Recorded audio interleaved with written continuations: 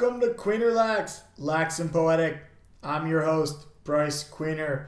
We're going to talk all things lax on this show with some of the greatest personalities in the sport. Be sure to check out our sponsor, QueenerLax.com, for swag, camps, and clinics. Got questions? Want to hear something? Get in our DMs at QueenerLax. Hey, thanks for listening. And remember, ABC, always be cradling. Show tonight, everybody. We're so excited to have Matt Bocklett joining us, the Hopkins national champ, Outlaws, multiple champion, Cherry Creek state champion, high school coach, 3x legend, and now Outlaws president. Matt, I got to tell you, while reading your bio and just trying to, I know a lot about you, obviously, but trying to look everything up, the first question that comes to my mind is just like, do you wake up some days and pinch yourself and be like, how am I in the greatest city in America? The president of the crown jewel of pro lacrosse right now is the Denver Outlaws, in my opinion. How does that feel every day you wake up? That would be good if I was actually getting some sleep. It's been a lot, as you can probably imagine right now. I've been with the Denver Outlaws now. This is my 14th year, player, coach, now president, and this past season as president. It's certainly amazing. I had a great experience as a player there, and I just make it my goal as president now to make sure that the current team is enjoying the same experiences I did. That's a great way to put it. And I mean, I've tweeted before, you guys are the New England Patriots of lacrosse. Like you guys win all the time. And for players that played in the league, most of us wanted to be on the Outlaws, and we're jealous of the Outlaws from, just the cool jerseys. Like we can see yours hanging up there if you're following us on YouTube, but if not, he's got his jersey behind him. And just having fans and being very good and winning a lot. So as a president, what is your role now? You mentioned you've been with them for 14 years. You played a lot, you coached. We'll get into that, but what does a president do of a pro lacrosse team? Well, I think the president of any sporting team are now in a whole new world with what's going on right now. The biggest thing for us is making sure that we're having a great fan experience and great player experience. One thing that's been consistent with the Denver Outlaws has been the coaches, the GM, John Cohen, and the fans here in Denver. So I think it all started with Mac Freeman and the Denver Broncos organization bringing us in and treating us like we were the Broncos from day one. And you could really feel that as a player, as a coach, as someone in the front office. It was truly a unique experience. And I think the coaches and GM John Cohen have done a great job of making sure that our team really cares about each other and plays for each other. And I think you see that on the field when you see the Outlaws play. And I think that translates into the fans enjoying watching this team play and being around us in the community. So specifically for me is making sure now we're going to be playing in a new stadium this upcoming summer. We're working on our new schedule, potential COVID protocols that might be in place to get us fans and make sure we're taking care of the safety of the fans as well as the players. So it's been a lot going on recently, and we are probably about 6 months out to really getting started with the season. So it feels like a long time, but it'll come quickly. A lot there I want to talk to you about. You mentioned, sure. I think that the fan thing, number one, how can other people replicate what the Outlaws have been able to do? It's like I mentioned earlier, it's a big reason they want to play for the Outlaws is there's actually fans at a lot of the games, and you can feel that. I was in the style you guys play. I think it all fuels everything else. So how do you keep that going, and how do the other teams get more fans like you guys do?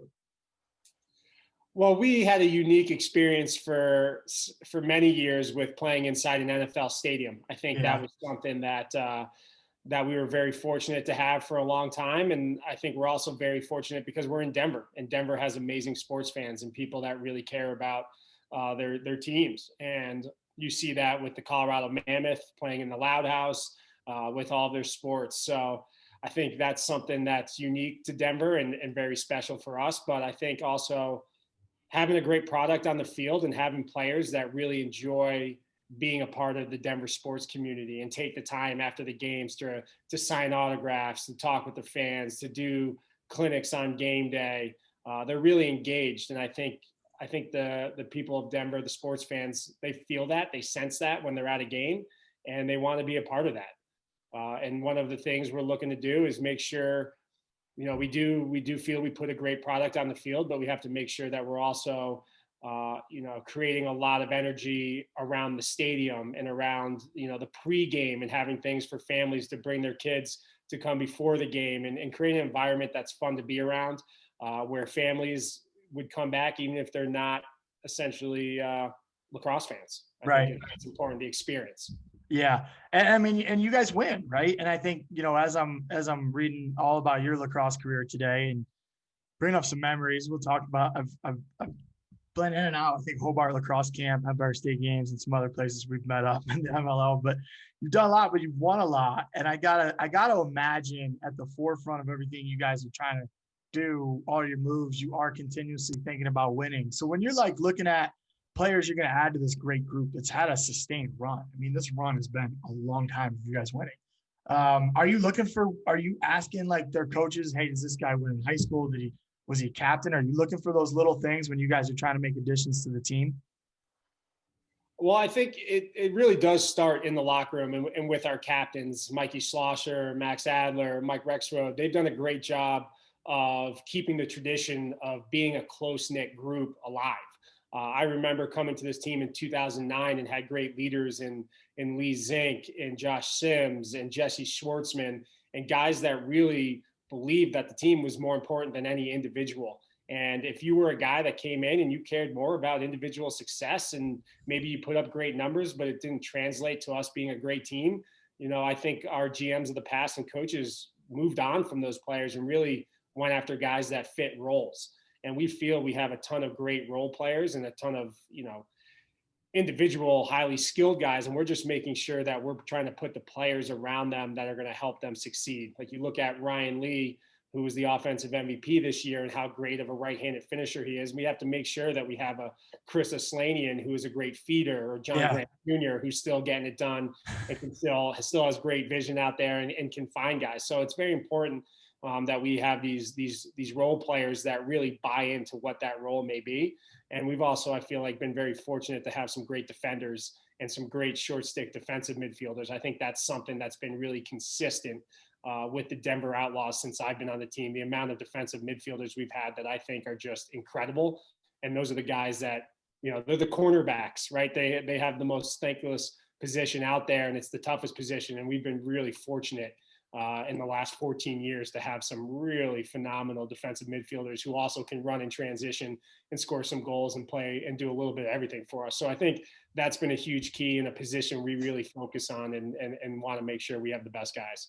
Well, I know and you bring up a topic obviously near and dear to my heart. It's a tough position. I was an O-midi at one point in my life, but playing D-midi is a challenge. I really think the Outlaws were one of the first teams I saw consistently dress three in games and really, put a big onus on that position or emphasis. And even I know during the bubble, I was texting with you mostly about your D-middies and like, hey, I like this guy and that guy. And I definitely think that's a big part of why you guys are great. Let's talk about the bubble a little bit. Big. I mean, even looking back, big thing to pull off. Like amazing that it happened. Really, I know for me, brought a lot of joy to my life because I was missing the heck out of lacrosse. I don't even think I realized how much when you guys started playing.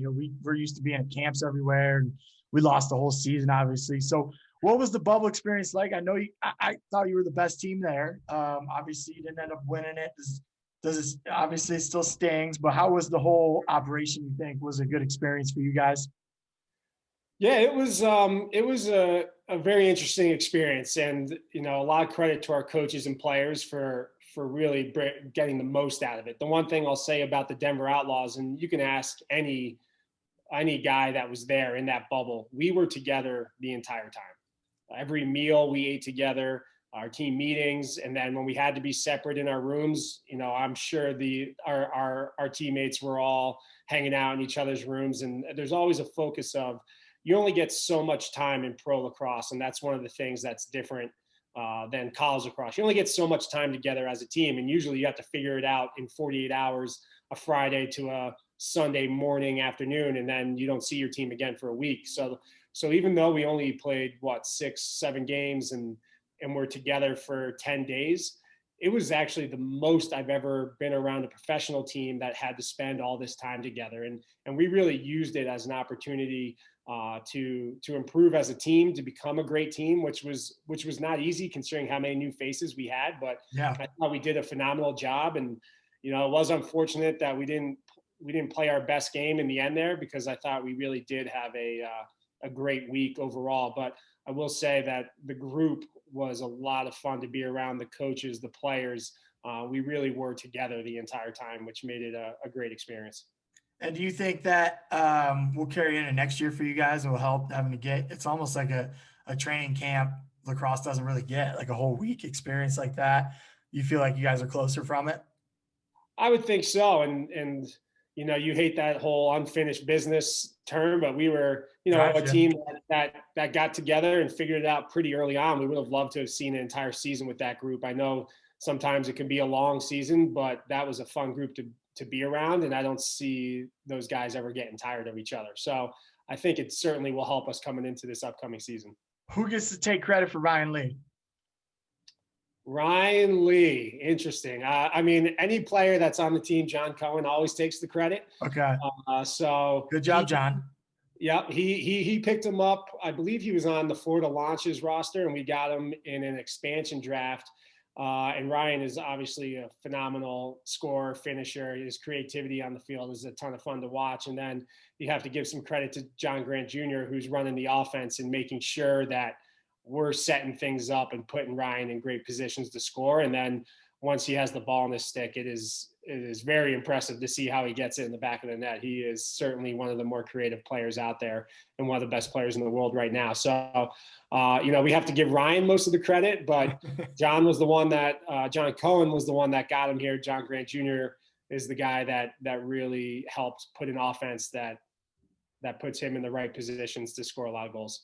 It was a great offense, and he looks like he's playing on a trampoline out there. We'll love coaching him at the Hill Academy. He was so fired up to watch him play with you guys. You just think he just loves the game and kind of embodies those things we're talking about Outlaws players having and keeping the tradition going and just being a great team guy. I was shocked to see you not on the sideline. I just assumed – I knew you were president, but I just assumed you were coaching still as well, because a lot of people wear a lot of hats when they take on some roles with these teams. So how was that? I mean, first time not on the – I mean, I remember your Insta story. You were like in the crowd, weren't you?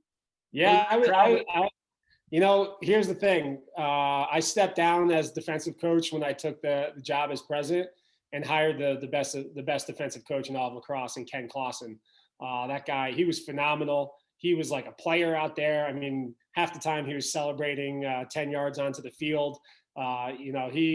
He basically used all of quarantine leading into the season to watch all the film on the Outlaws from the season prior, on players on other teams, what they were doing, put together massive scouting reports. He was watching film the whole time we were in the bubble.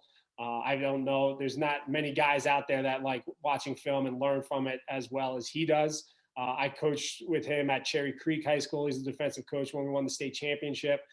He really knows the game, really knows how to break it down, and really knows how to get the guys fired up. So he was running the show out there. I told him before the season, he asked if there was anything I wanted to do defensively or help with our preseason practices when we were in the bubble, anything like that. And I told him I just wanted to sit back and watch the Outlaws play lacrosse and didn't want to be involved in any of the defensive stuff. And he really did a phenomenal job with those guys. That's awesome. Yeah. I mean, I'm going to say my dad and then Liza Kelly are two of the best defensive coaches I've ever been around. But it was impressive. You could tell you guys' team defense was very good in that tournament, like very quickly. And you could tell it wasn't, because sometimes the only knock, I love pro lacrosse. Some of the things you've been mentioning, I love the players' love for it. But some of the teams don't always play the greatest team defense. So you guys definitely looked like you had that dialed up. All right, let's go back a little bit. I wanted to ask you about the president stuff, but we got to get to downstate New York. We call downstate the Hudson Valley. Yeah, the Hudson Valley, the Empire State Games wearing the green and the gold. When did you start playing? I know obviously your siblings are big in the game. You got two brothers and a sister that won national championships playing pro. We'll talk about that a little bit. But when did you guys start playing lacrosse? What was the U scene like when you were growing up? What was your first memories of that? I started playing. I mean, I grew up playing on every team with my brother Mike. He was a year older than me. We played basketball, soccer, football, baseball, and then lacrosse. We played all those sports together. We were always on the same team growing up. So I started playing in fourth grade. I believe I was 10. Mike and I were on the same little league baseball team together that our dad coached, and then all of a sudden I remember going up to Tully, New York, and my cousin Pat Reelman he had a practice with his team. My uncle Pete, his dad was coaching that team, and he brought me and Mike out to practice. We grabbed some sticks and just kind of got in line and started having a catch with all these guys that had played before. And we enjoyed it. He brought us over to what I believe you guys call the Bowl, the Bryan Upstate Lacrosse League. Oh, I haven't heard that in a long time. Yeah. We went over to that facility, wherever that was, and Casey Powell and Charlie Lockwood were there signing autographs. So we got their autographs. We got really interested in the game. And then next thing you know, that spring, I'm signing up for lacrosse, and my dad is coaching the team. So our dad grew up playing a ton of sports, baseball. He played lacrosse. He played for a couple seasons at Cortland State. Okay. So he became our coach, and that was it. We hit the ground running. So I was in fourth grade. Mike was in fifth grade. And we were both still playing baseball and lacrosse during the same season for a couple years, and then gave up baseball, and that was it. Those were those first memories. I still remember my dad handing me a purple Excalibur with traditional stringing in it, and that was my first head. I was just going to ask you if you remembered your first stick, and that is an unbelievable first stick. That's a great, that's a great one. Yeah. Yeah. So he got me that one, and somebody had to dyed that, right? If it's yeah, someone dyed that thing. And then once we were serious about it, he brought me over to this. It's called the Sports Barn. It's in Yorktown, and it's kind of like the spot. One of the reasons probably why Yorktown has so much great tradition with their lacrosse, and we walk in there, and I remember he let me pick out a stick. I had a De Beers shaft, and actually a turbo that I had dyed Hopkins colors, and it said Hopkins across the top, and that was all from playing in the Junior World Games, which I believe was '98. It was 98. We played. Yeah, we were there. Yeah. Yeah. So I was playing in the Junior World Games, and I went and saw a game at Homewood, and was like, "This is amazing. This is where I want to play lacrosse." And then went home and got that Hopkins lacrosse head. That was an unbelievable experience. You remember that the mist tents at the end line? I don't know if you remember that. We had a lot of fun in there.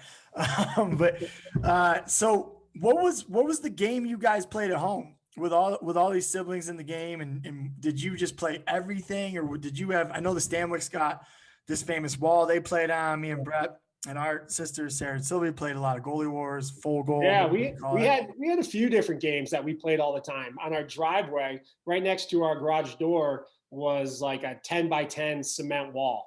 And we played a lot of butts up with a tennis ball. So we all just had short sticks, no pads, where you'd throw that ball as hard as you could against the wall. And then the next person that was up had to scoop it cleanly off a bounce and then throw it. And then once you got 3 strikes, you had to go stand up against the wall while everyone won a tennis ball at your butt.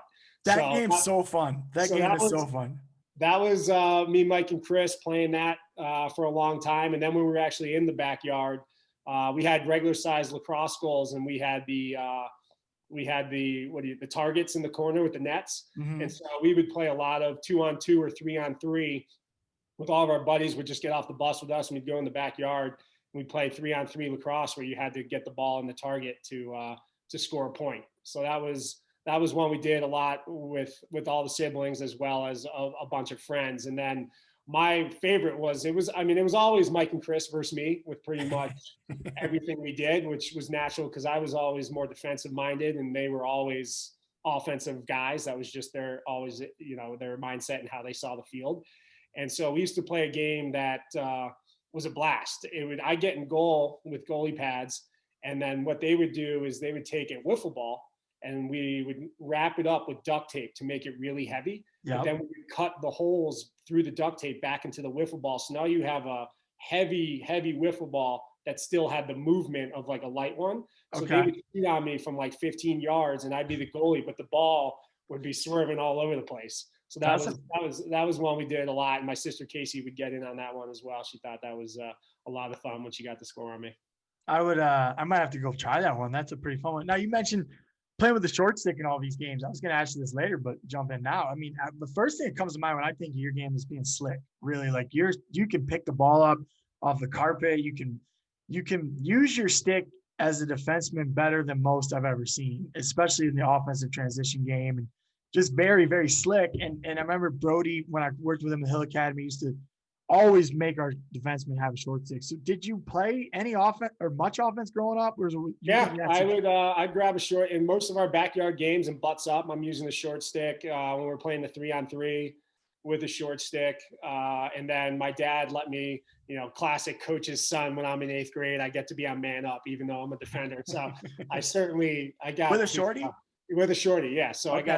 I got to be a man up there, and playing around the house, and I always had a short stick in my hand as much as possible. When it came to actual lacrosse training time, I was definitely using a long pole a lot more, but a lot of action with that short stick as much as I possibly could. Always enjoyed having one.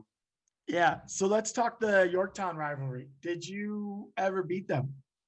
I beat them once, but okay. In the game that doesn't count. So my senior year, we had a really good team at John Jay. A bunch of my buddies, actually, that team in total went on to win 5 national championships, D1 national championships. Guys on that team, I think we had 9 D1 lacrosse players and a few other guys that went on to play.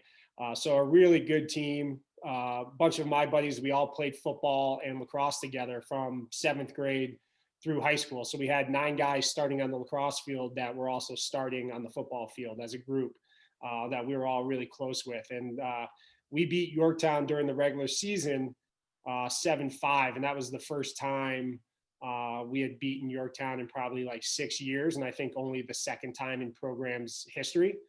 And then we beat everyone in the section in Section 1 and went on to play Yorktown in the section finals and lost to them 5-4. Randomly, we were the 1 seed, obviously, but Yorktown somehow was selected to host the section finals. So we were the away team in a game where we were the top seed. They came out and actually sat in the zone against us, which we were not expecting. And their goalie, I think, made 18 saves, and we lost 5-4. Ryan Penner, he went on to play at Marist. I'll never forget that game at all. That was, we thought we had a state championship caliber team, and couldn't even, get past Yorktown. And, kudos to them and their coaches for coming out with a great game plan against us. Yeah. Tough team to beat. Do you still hate them, or is there a hatred there? Is it over? It was kind of a hate. And then, that was the great thing about the Empire State games and playing on the Hudson Valley. All of a sudden I got to meet these Yorktown guys. Yeah. That, I always couldn't stand. And all of a sudden it was like, oh, we're all good people. And they actually, Steve Settembrino was a defender on that team that went on to UMBC, and Paulie Santavica, who played at Marist. Those guys I became really close with. And they brought me over to Murph's house, who's, their legend that started lacrosse in Yorktown. And I got to sit down on a chair right next to him and talk to him. And it was really a unique experience. And, I heard some of their buddies like, what are you doing bringing the John Jay guy to his house? But, I definitely felt, it felt pretty cool to be in that place, to talk to him. And now I understand when you hear the Yorktown guys talk about him, it's a special place and a special guy that started a really great program over there. Yeah, it's awesome. I mean, you gotta love the rivalries in New York. It's by far, in my opinion, the greatest state for lacrosse. It's just because we have all the different areas, like up, down, Long Island, and but then, like you said, it's so funny to have these rivalries, but you're 10 miles apart your whole life. You're like, we're the same people. So pretty funny. So you mentioned, Hopkins was your dream school after the '98 World Games, but you ended up going to Fairfield. Did Hopkins not recruit you out of high school? I know your brother was at Fairfield already, right? Yeah. So my recruiting experience is pretty wild. I think it was, certainly different. And this is obviously in the time when you're really not getting recruited till maybe your spring of your junior year. And, you're going into your senior year, and I remember you're waiting on July 1st to get a phone call on your landline, your home phone landline. So you're sitting next to the phone all day. And so I had a really good sophomore year of high school, and Syracuse invited me to their junior day, and I was getting a lot of letters. I went up to Syracuse campus in the fall of my junior year, enjoyed that experience, had heard from a bunch of other schools and gotten some letters, but then I separated my shoulder the first game of the season, my junior year of the spring season, and pretty much missed the whole season. I tried to come back and actually hurt it again. So I ended up playing in maybe 3 or 4 games my junior year, which, it's funny to think now that college coaches were recruiting you based on your high school spring season,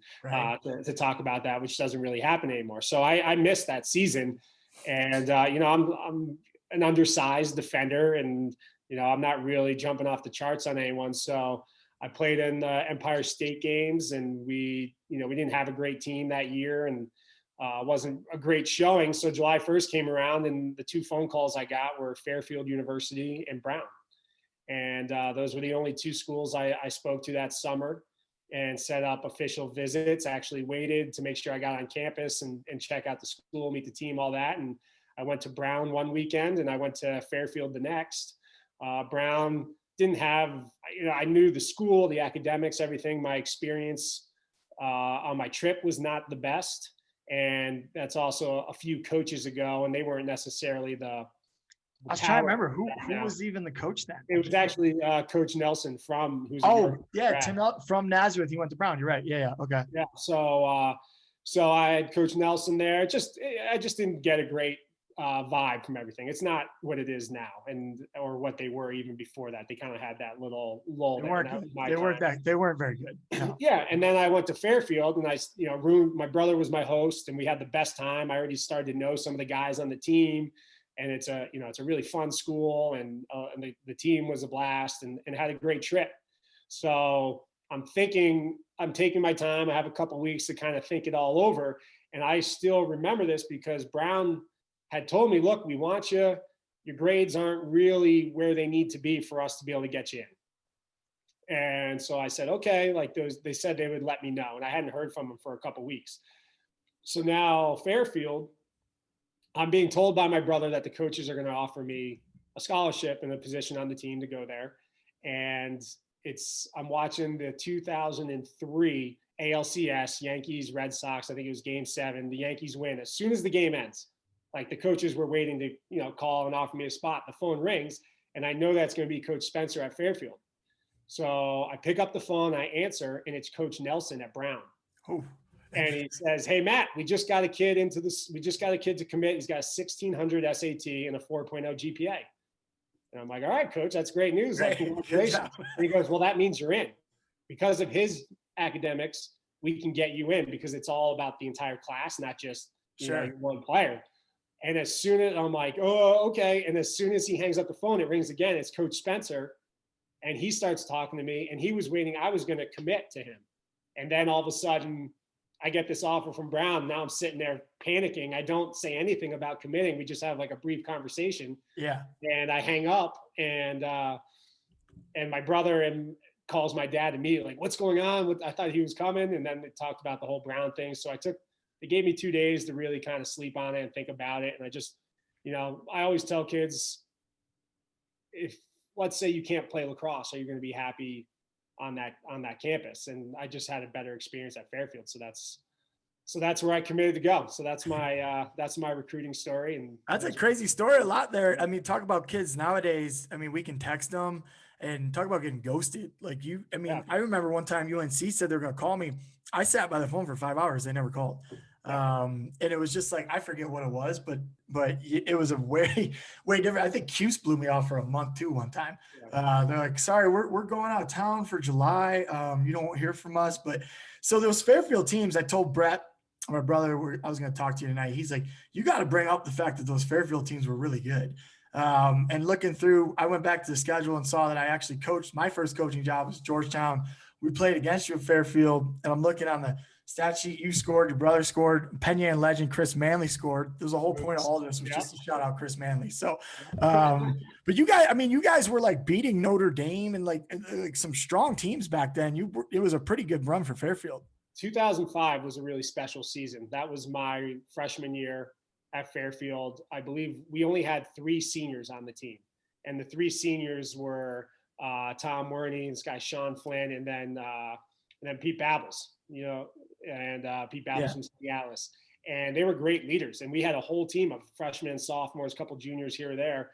But I think on game day, even the first game, I think we had 4 freshmen in the starting lineup, 4 sophomores in the starting lineup, 1 senior, 1 junior, something like that. And it ended up being a ton of freshmen and sophomores that were contributing. Like at one point, all 3 starting defenders were freshmen. We had a sophomore in the goal. But that was one of those things where all of a sudden things started clicking after like the 3rd or 4th game of the season. I think we won like 6 or 7 in a row until we played Maryland at home, and we're tied with them 6-6 at halftime and actually lost 9-6 that game. But that was kind of like, okay, we can play with some of the best teams in the country. And we were beating a lot of good teams. And what you'll see there is like, we won every 1-goal game. Wow. And I think it was like 6 or 7 of them, including Notre Dame, it was just every time. Air Force we beat by a goal. Denver we beat by a goal in the Great West Championship. Notre Dame we beat by a goal. We ended up blowing out Ohio State, which like surprised us. Which we couldn't believe that happened. But we had some great players. My brother Mike was really good his sophomore year, and Greg Downing, unbelievable. Him and Paul Rabel were the 2 best offensive college midfielders that I had played with or against. And Greg, I think he scored 40-something goals from the midfield that year, including the game winner with 1 second left or 2 seconds left against Notre Dame. So it was a really special freshman spring that we had there. And I think it kind of took us all by surprise, even the coaching staff. Talk about things you don't expect to hear. Greg Downing and Paul Rabel in the same sentence as O'Mitty's, but people don't know how good Greg Downing is. From Auburn, my mom's hometown. They just don't realize. I've heard 3-by stories about him, but I didn't get to see him play. Obviously, I've seen him play both leagues. What was your biggest takeaway from the whole Fairfield experience, and what led you to Hopkins? Well, I was fortunate. I had a really good freshman year there, and I was, surprised myself a little bit, I guess. And the funny thing was, I didn't really know. It was never maybe totally preached that ground balls were like this stat that coaches and people really cared about. Like I knew like I could get them, but it wasn't until college that I remember after my first game, one guy was like, "Hey, you had 6 ground balls in the first game," and I'm like, "Okay." And he's like, "No, that's." And there's Babbles, who was like a great mentor for me. He was like, "No, that's really good. Like that's like good stuff. Like get those ground balls." And then all of a sudden it hit in my head like, "All right, here's a stat that I can actually get as a defender. Like I want every ground ball."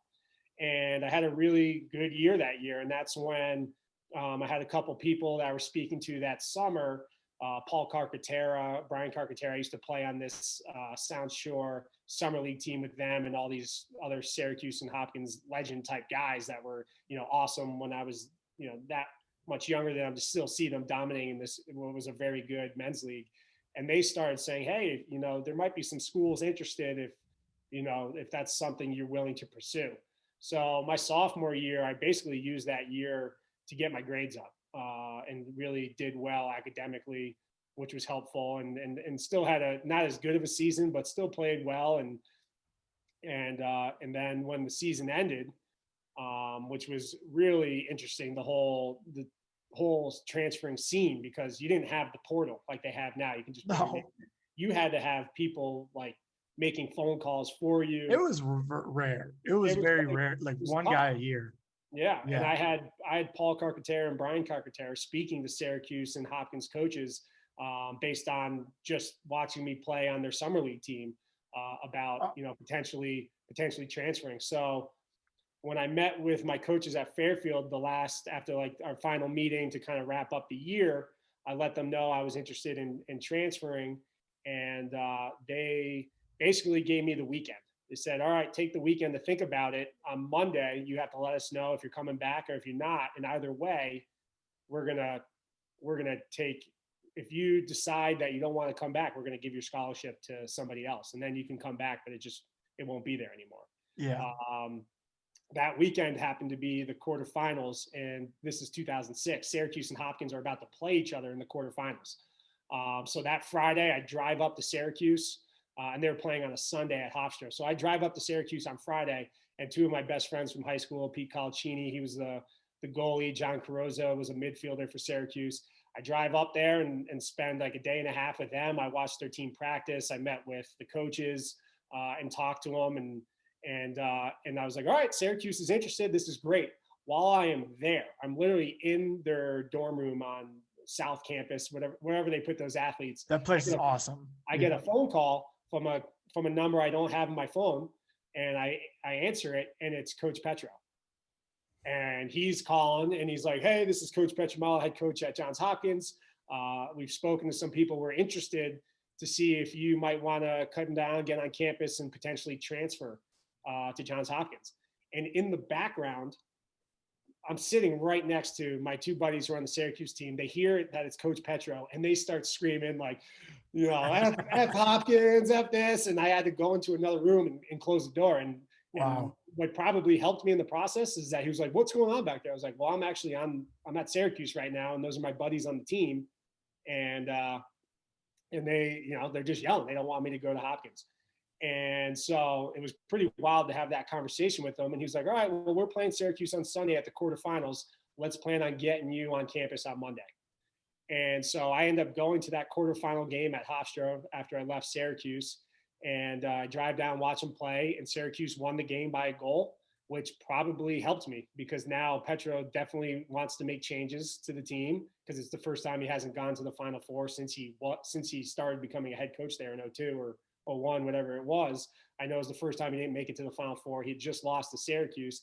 And I get down there on Monday, and he's like, you're not going to Syracuse. You're coming here. And he gave me and my dad a tour, and we watched the 05 highlight video and saw the locker room. I mean, I had the chills watching that highlight reel, and I just knew. I looked at my dad when we were meeting with him and gave him the nod and said, look, if you guys want me, I'm in. So pretty wild how that all came to be. Yeah, that's a crazy story. I'm a big Petro fan. I can bore you to death with every time I've ever talked to him. I remember, and some fascinating times, but this is your show. You're on my show, but about you tonight. So, I love the guy's energy and what he brings. And what did you take away most from him as your defensive coach or head coach or whatever? I mean, you kind of just gave us a Petro story, but more just in general. Tell me about him as a coach. I mean, he was demanding. If he knew you had more in you, he got it out of you. And he always said, listen to the message, not how I present it. Yeah. It's his big thing because, the F-bombs, the mother this, mother that, and, ripping me apart in practice.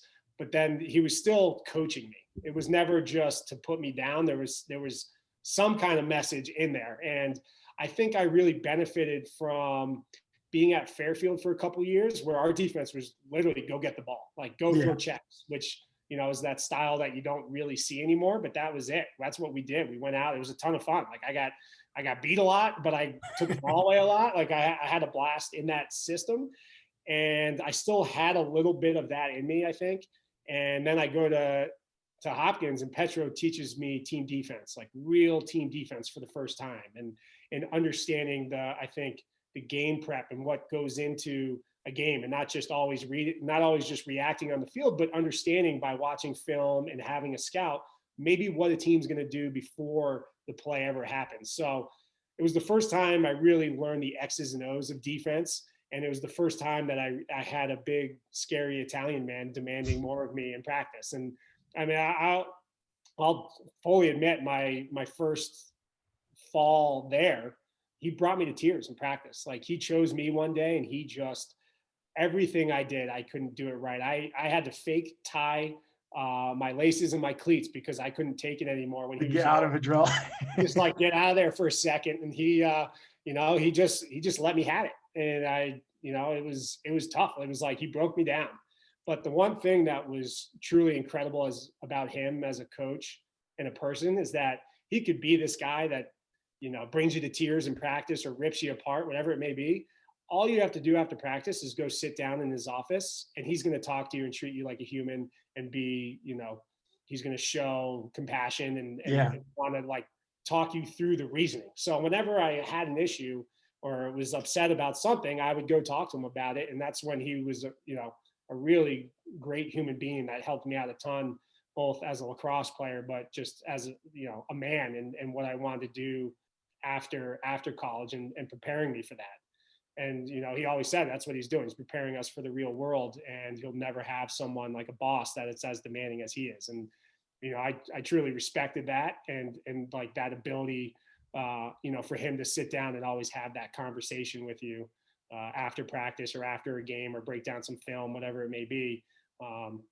That's when you got to really get to know him as a person, and not just the psycho coach that he is. He's awesome. I mean, I wish I got to play for him. What's your best memory playing at Homewood? Wow. We had some great games there, some packed houses. I remember my first memory outside of as an actual player. My first memory was going there for the World Games. My second memory was losing to your brother in the first game I ever played at Hopkins. We lost to Albany. I forgot they beat you, and he scored a goal that game, right? It was like 8-7. Nah, that was the one before. He scored that year. Yeah, he says he rolled the ball to Petro after the game they won. I don't doubt that one bit. And we lost to Albany that first game. I remember being like, wow, this is came to Hopkins. Albany was loaded to win these games. And Albany ended up being one of the best teams in the country that year, and they lost in the quarterfinals to Cornell in overtime. And your brother broke his stick over his leg. But my first wow moment was that season at Homewood. We played Navy, and it was a huge rivalry. We had beat them something like 39 straight times, 39 years in a row. And the game was always a 1-goal game, and we somehow always pulled it out. But it was homecoming, and there wasn't an empty spot in the whole. Every seat was taken, even where there were no seats, people standing around. And I just remember that we scored the first goal of the game, and the crowd erupted, and chills just went down through my body. I couldn't believe it. I was like, this is, I've worked my whole life just to be in this kind of opportunity. And that was a ton of fun. And then I would say my first game against Maryland was in 2007, was a home game for us. And we had just lost 3 games in a row for the first time in Hopkins lacrosse history. We were the first team. We lost the opening game to Albany. It was the first time we ever lost to Albany. Then we won some games, but then we had lost 3 in a row, which we had never done before. So we're already the worst team in Hopkins history. And the Maryland game, it's our chance to, if we lose, our season's almost pretty much over. And we came out fired up, and Maryland had a freshman, Ryder Bolander, who was my teammate in high school. And we had a good lead. Steve Pizer, who was such a beast, was winning every face-off and doing awesome. They actually took my friend Ryder out to take the first face-off of the second half. And I think we're up 5-1 at halftime. So they get him out with his long pole. He's a freshman. He hasn't gone in the game yet. And I'm running across the field to go take a wing. And and Ryder goes line up to the X, and I'm jogging by to get to the other wing. And I go, hey, Ryder, don't shit your pants. And he smirks at me and laughs. And then Steve Pizer wins the faceoff, goes down, and scores a goal within 5 seconds. And I was just cracking up, and Ryder looked at me, and we still talk about that all the time. We pretty much bring it up every time we see each other. That was a pretty good one. That was a good moment. I would go with that one. So that's the year you won it, right? That's my first year there, 07. What did that team have? I mean, I remember Lax Power calling for Petro's head. The Albany game was a shell shock, but like we said, I mean, they had 5 pros on that team. Yeah. What ended up being a special sauce? You think some of that adversity helped you guys? I look at every team I've been on that's won a championship, and they've all dealt with adversity, whether it's the Outlaws. I was on an Outlaws team that was undefeated, and we lost in the first round of the playoffs, and we were the first team ever to go undefeated in pro lacrosse, and then we go and lose in the playoffs. Was that the Hurricane game, or was that a different one? No, that was a different one. We just came out against the Charlotte Hounds, and Jeff Snyder dominated us, and they hit a bunch of 2 bombs in the first half and really kicked our butt. Wasn't even a close game after we had annihilated everyone. So yeah, we were different. We were unique in that we were getting stronger as a team, dealing with these losses that was unprecedented at Hopkins, and use that Maryland game to really get rolling. And I think one of the differences was we had 2 great face-off guys that were not Fogos. They were big, strong athletes. You have Steve Pizer, who was one of the best midfielders on offense and defense in the country, and Jamison Kessler from Casanova, who's now the defensive coordinator at Hopkins, and he was a big, strong beast. And those 2 guys did a great job. You'll see that if you watch the Delaware, our Final Four game against Alex Smith. It was the only game in Alex Smith's entire career that he was below 50%, was because he was dealing with those 2 guys. Wow. So whenever you have Rabel and Pizer as your 2 middies, and they're both 6'3", 225, that's tough to cover. And they had range on the run too. And then we had 2 of what I like to think had the prettiest lacrosse shots I ever saw, was Jake Byrne and Kevin Huntley. And I swear those guys could only catch each other's passes, because they would throw their sticks, and those balls would curve back and forth, and they'd be able to throw a skip pass from one wing to the other and then hit a low to high shot that was, just extremely impressive. And I think Jake scored 4 goals in the national championship. Kevin had 3, including the game winner. And then we had a freshman attackman, Steve Boyle, who's the offensive coordinator at Drexel, and he was great at X. So he was kind of the guy that could break down, even as a freshman. He was breaking guys down and then spot feeding those 2 guys on the wings that were sticking shots, and those midfielders up top were great. And then, it always helps. You got Jesse Schwartzman in goal, who played his best in those big games. He won 2 national championships and was the MVP of 2 Final Fours. So he really got hot towards the end of the season for us. And then Mike Evans became our lockdown defender. And he was only That's a heck of a team. That's a scary team you just named. Yeah, it was a lot of fun. And it's all, a lot of it, I think about the Outlaws and starting to find your roles and really just dialing into those and making sure you're doing your role to the best of your ability. I think it took us half the season to really figure out what our roles were. And then once we got those, that's when, we started clicking and playing well. Yeah. And then you mentioned, any team you've won with faced a lot of adversity. We'll jump forward to the Outlaws. When you played for so long, you guys were always dominant, but you guys dealt with, I remember the Harvard championship to the Rattlers, the Toronto one, the Hurricane game, Charlotte game, but then you won a bunch of them. So would you think it was, do all those losses kind of drive you guys and keep you moving forward? It's obviously challenging to win every year, but what do you think was the magic recipe when you won with the Outlaws? John Grant Jr. It's a great answer. So we had all the teams, right? We were getting it done all season. No one was better. We were the Buffalo Bills of pro lacrosse, right? Yes. We would get it done until the final game. And in 2013, we had the best team. We set records for goals scored in the season and for least amount of goals given up. And our goalie had Jesse Schwartzman. He had the number 1 save percentage, number 1 goals against. And we just dominated in all categories. And then we just couldn't get it done in the playoffs. And then we bring in John Grant Jr. And it was like a crazy, crazy shakeup, because we had Brendan Mundorf, who a lot of people don't know Brendan Mundorf. And from 2010 to 2013, 2014, you could argue he was the best attackman in the world. Sure. Yeah. He was just a phenomenal player. And we traded him, and that was crazy. And Junior came in and kind of showed us, what it takes. And we look at the 2014 championship, we were losing 10-6 to the Rattlers going into the 4th quarter.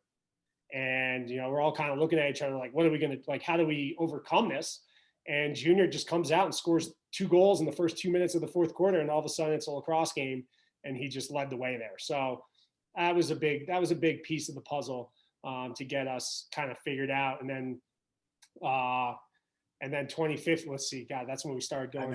2015 was the first time we didn't have a losing record. We went 500 and didn't make. It's the only time the Outlaws never made the playoffs, was that season. But then in 2016, we struggled. I think at one point we were 1-5, We were 2-6. We were in last place. I remember Tony Seaman at the time was our GM. He called me, and I thought this was probably going to be my last season. And he asked me if I wanted to get traded to a different team to like go for a championship because our season was pretty much over. And I had like real conversations with him and John Cohen about potentially just doing my last season somewhere else to have a chance to win a championship. And we were 2-6, and we started playing a bunch of rookies. We had 7 rookies in our lineup of our 19 spots, and we won the last 8 games of the season all in a row there. And you look at that championship game, I still think that 2016 MLL Championship against the Ohio Machine was one of the best lacrosse games ever played. Oh, unbelievable game. We were losing 13-6 at halftime. Yeah, thank the Lightning for that one. Yeah, we got the hour and a half delay. We're losing 13-6 at halftime, and we come out and we tie the game 14-all by the beginning of the fourth quarter, and actually took a 18-15 or 7. We took a 17-14 lead in that game, or 18-15 lead in that game. And then they came all the way back and scored 3 goals in a row.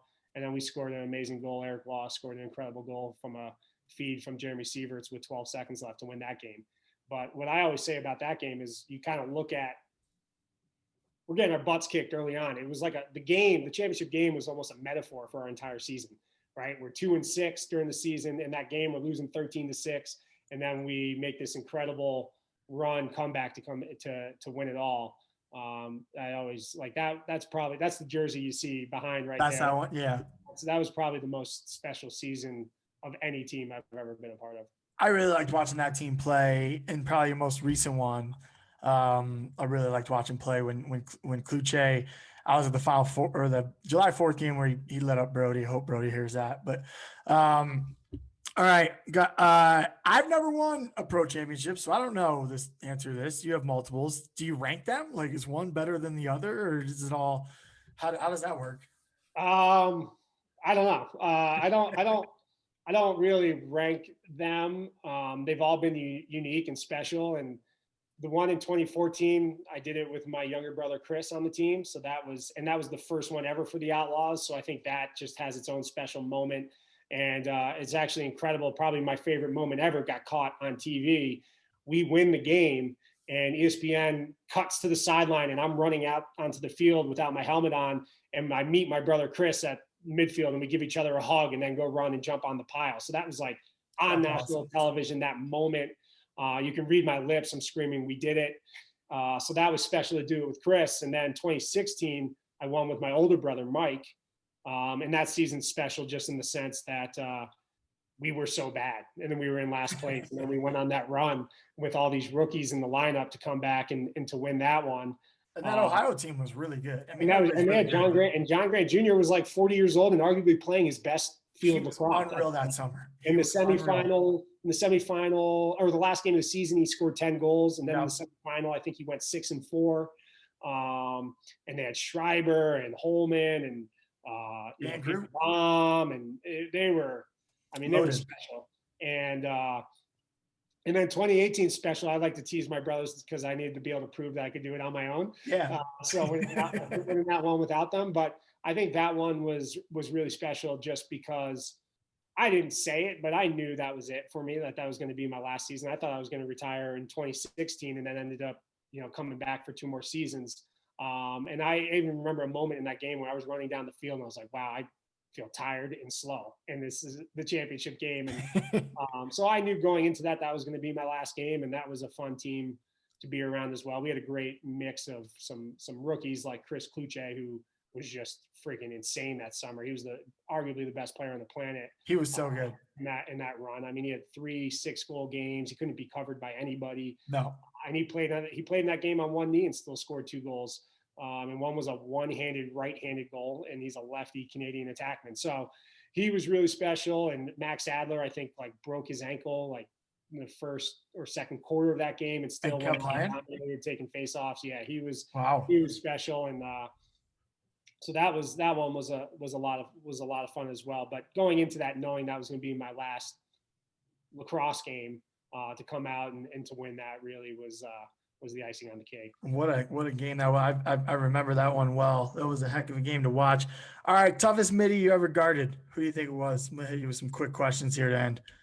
Toughest mini I ever guarded was definitely Paul Rabel. I got to cover him in practice, but somehow after college was over, he just kept getting bigger and stronger, and he would get those long runs from you at the midfield line. That made him very difficult. You talked ground balls earlier. I definitely, I said I always think about being slick, smart, fast, like great player, but you're different on ground balls than most. How can kids get better at ground balls like you do? You mentioned earlier, like having a focus for it. I think that's huge, but what else can they do to be ground ball legend like yourself? They could do what I did, which was watch Brody Merrill play lacrosse as much as possible. I don't think that anyone was better than him, but what Wayne Gretzky said, skate to where the puck's going, not where it is. I always kind of watch a ball and try to figure out where it's going to be, not where it is at that current moment. And that's where I try to be with my stick. That's a great point. And Brody teaches people to stay eyes on the ball. Only we were taught to hit people, right? So like he runs into piles looking for the ball. I always ran and looking for the hit.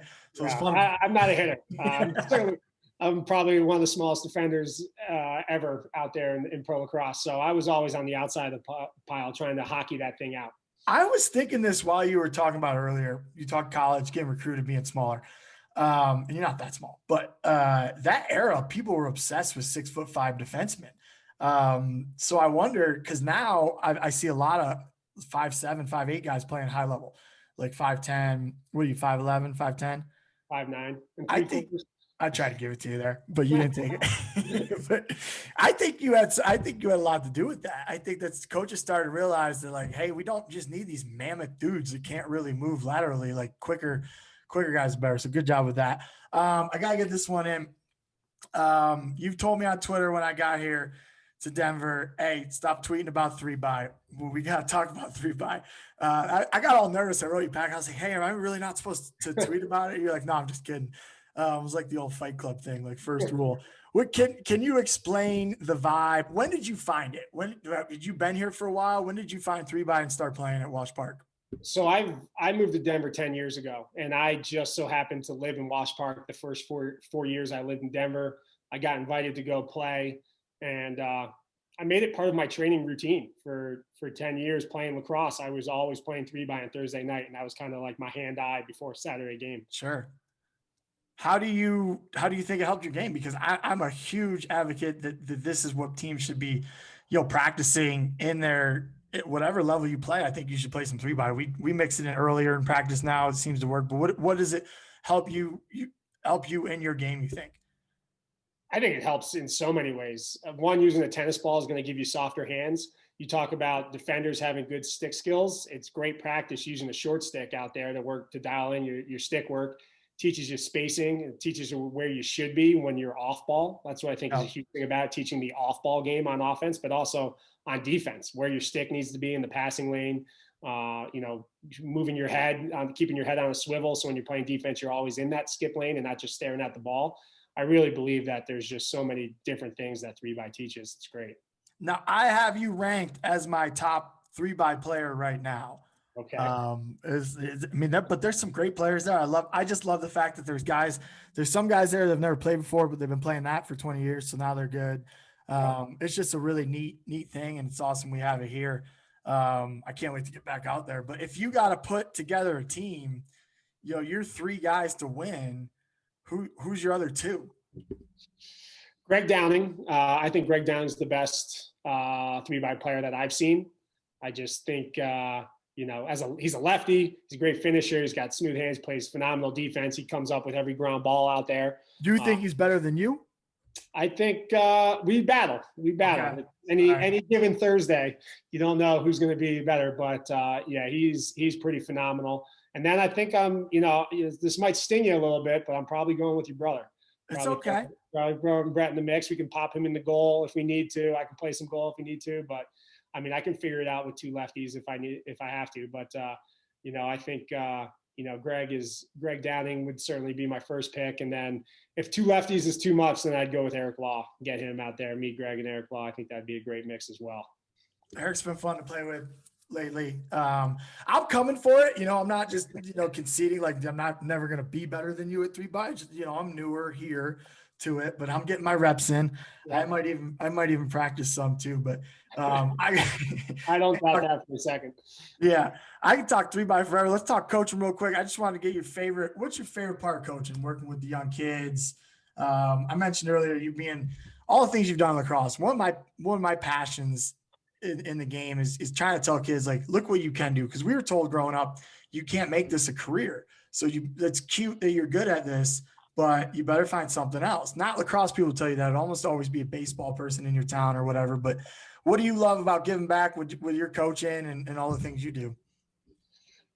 I mean, I love coaching high school guys because I want to present them with the same opportunities that I got. Lacrosse has opened every door that I've walked through when it comes to my career and things that are going on.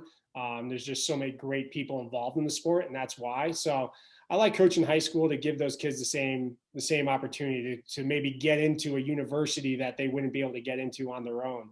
Or just to have a great experience as a high school athlete. Like a lot of guys know they don't want to play college lacrosse, and that's Sure. completely fine. You know, I think being a part of a team is something special. And I've actually worked for guys prior to when my full focus was lacrosse that were not athletes and not a part of team. And I saw that and didn't enjoy my experience working with them because I could tell that it was more of an individual focus. So the team environment is just something that's special, whether it's lacrosse or any other team sport. So for the high school guys, it's giving them that experience, that team experience. And also, you know, like Petra always said, trying to prepare you for the next stage in life and helping those guys that do want to go on to play college to know what they are committing to and to prepare them to succeed when they're in college. You know, I got to play lacrosse in Hawaii, Japan, you know, Canada, got to travel the world to play lacrosse, which is pretty cool. And, you know, you want to keep as many doors open as possible. So giving those high school guys that opportunity is really why I love coaching high school lacrosse so much. It's awesome. I loved coaching it when I got to coach high school at the Hill Academy, and obviously growing up, having my dad as high school coach, me and Brett, and my mom as the girls coach, and you know that is just a unique and special environment. And it's cool. Twitter questions. There was a lot of them. Here was a decent one I saw. Just fired out, and I'm going to talk to the president of the team tonight. So I always like to see what people say. Well, one that got me was my sister was like, "Hey, when's a female going to get hired? So are we looking at Casey coaching, not getting a job with the Outlaws or anything soon? Do you think the MLL will make it just kind of sparked for me. Like every league's doing it. So when's the MLL going to, do you think they'll have a female coach or, you know, front office person at some point? I don't know if we do have a front office. I don't think we do. That's a great question. Right? You know, I'm open to it. My issue right now is I love that coaching staff that we have for the Denver Outlaws. So when you find the female that tells me she knows more about X's and O's on offense than John Grant Jr., I'll gladly put her in the spot so I don't have to deal with him every summer anymore. So yeah. But you know, I'm in a spot. We have our director of operations at the Denver Outlaws, Reagan Moeller. We called her our team MVP last summer. The work ethic, I've seen it. I've been around her. She's only 25. She doesn't have a lacrosse mindset, but it's really opened me up to. I had not worked in a lot of females when I was in real estate 10, 12 years ago before I really went full-time lacrosse, and now getting to work with my sister. On the club lacrosse scene, I would really enjoy having more females in high ranking spots. And if I'm a coach, I got no issue with that at all. Oh, no doubt. I knew that, but different perspective. It's been fun for me. I never thought I'd coach women's lacrosse, but with my background, it kind of has all made sense, and it's been a blast doing that. I just thought I'd throw that out for the Twitter question. Last one. No, not last one. Second to last. Favorite place to play ever that you've ever played? You play a lot of places. I mean, playing in Japan was a really special experience, and that was right after I retired from playing professionally. So that was certainly something unique. Playing in the Carrier Dome, my junior year, we went up there and we spanked Syracuse on St. Patty's Day. And I come from half my family on my mom's side are all upstate New York, Irish, Syracuse lovers. So to go watch me play in the Carrier Dome on St. Patty's Day was a really special experience for me. And I know my grandpa who went to Syracuse he was wearing a Hopkins t-shirt, and I literally saw an orange shirt underneath it because he didn't want the blue to touch his skin, so he had the Syracuse underneath. So that was a lot of fun doing that, because I was also playing against two of my best friends from high school. So I would say, I mean, Homewood is obviously the spot, the mecca, the place I went to first that caught my eye to the game and made me want to go to Hopkins. But then getting to play in the Carrier Dome was a special experience. It's pretty unreal there. All right, Yeah. rank your top 3 Colorado ski resorts. You're a snowboarder, I'm a skier. I got my Arapahoe Basin Grateful Dead hat. Oh, yeah, man. I'm jealous of that thing. The legend. Yeah. Top 3 resorts. If you're going town, I love Breckenridge. I lived in that town for two winters when I first got out here. So that town itself's got a lot of action, a lot of nightlife. So I had a lot of fun there. Mountain Telluride. That's a cool town mountain mix. It's far away from everyone. So that's a special spot. And then if you're looking for both town and mountain, then you go to Aspen. There's 3 mountains in Aspen, and the town's got a really unique nightlife and fun scene both in the summer and the winter, but really steep mountains. So that's a ton of fun for any skier or snowboarder. Making me jealous. Those are 2 I have not been able to ski yet. Telluride and Aspen. Been to both, mountain biked them. Real amazing places. What's next for you? How do you stay motivated? You've done a lot. You got to be the youngest team president. I'm just going to say major sports. We're in it. We're major sports.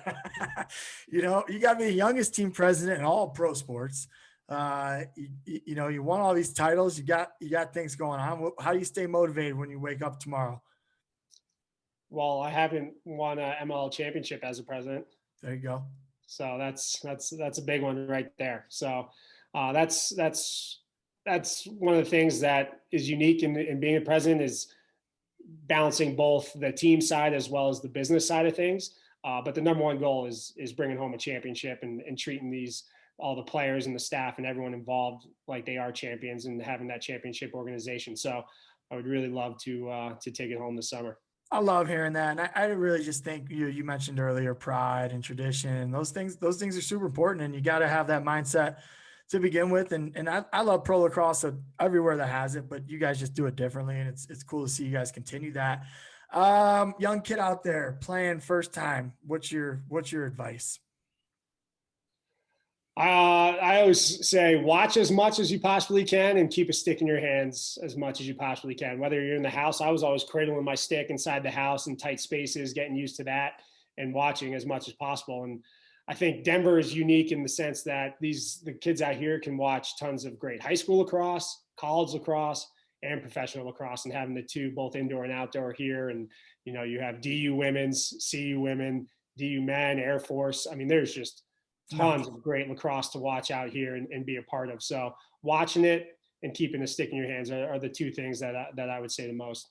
Well, that's awesome, man. Hey, I thank you so much for doing this. I got a question for you. Oh, nice. All right. So you got the Queener siblings, and I'll sub out Chris Bocklett for Casey Bocklett so that it's two guys and a girl. What's the 3x score? Queeners versus Bockletts. What's the score? What's the score of the game? We're playing to 7. We probably win like 7-3. Queeners win 7-3. Yep.